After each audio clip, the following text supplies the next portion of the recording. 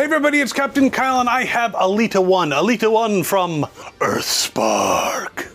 Yes, for years after she debuted on Transformers, the Generation 1 cartoon, we didn't have any Elita-Ones. Now we have them coming out of our butt. But this is a new version.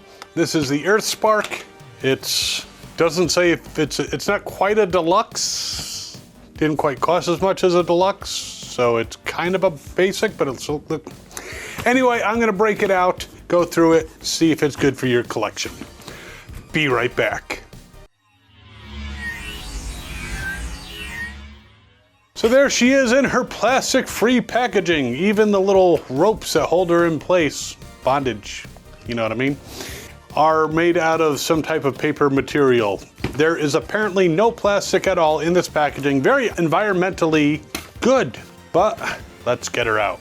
And you can see a picture of her on the back with her, vehicle mode. Now, unlike the Bumblebee and the Twitch and the Megatron and the Deluxes, doesn't come up with any Build-A-Figure or anything like that. Just her, and I don't want to damage the toy. Scissors would probably be a good idea. Yeah, I put those in the other room. Damn, for plastic-free packaging, it's more of a pain in the ass than I would have thought. Sometimes I save the packaging in case down the road I want to get rid of some Transformers, which I've done before, and it's been a very painful experience, but sometimes life happens. In this case, I'm not saving this packaging. Ooh, instructions, which just ripped. Really, Hasbro, not loving all this weird packaging. I should have probably opened it up even more, but that's a pain in the ass, so fuck that. All right, Elita-One, there she is in all her glory. Are you ready for your close-up?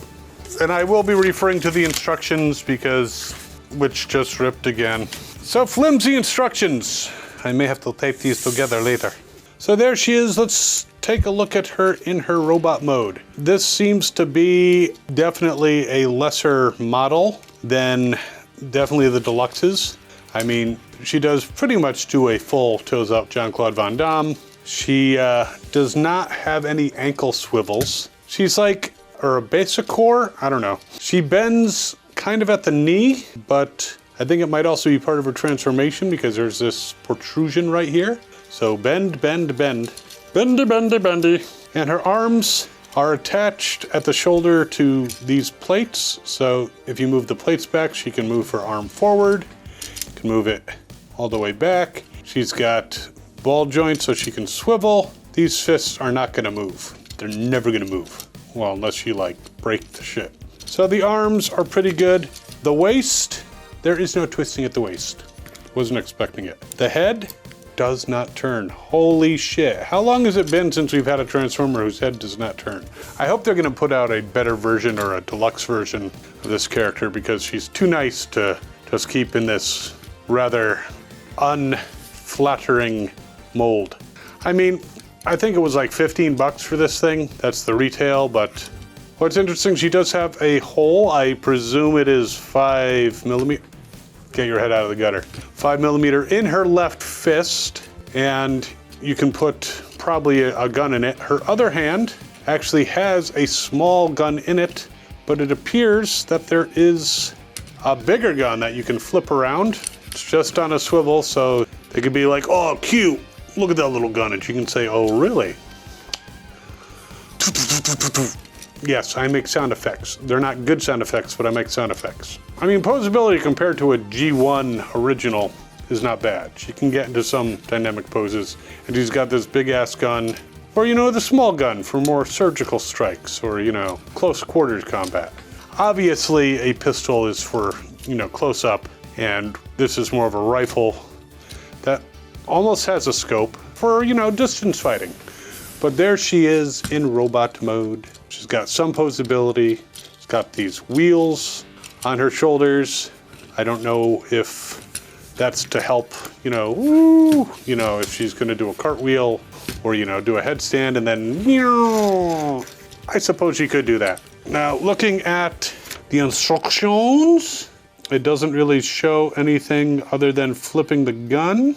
And that, I don't know why it's showing flipping these out. Maybe it's suspected that during packaging, that wouldn't work too well, but let's see, there's 15 steps to the transformation or something like that. So let's see if we can figure out how to transform this thing. So there she is in her vehicle mode, SUV, whatever she's supposed to be. Doesn't roll too badly. And a pretty clever transformation for such a small toy. And the instructions, which were torn, were somewhat helpful, but looking at the picture on the package also helped. These back wheels kind of turn, and you'll see what I mean.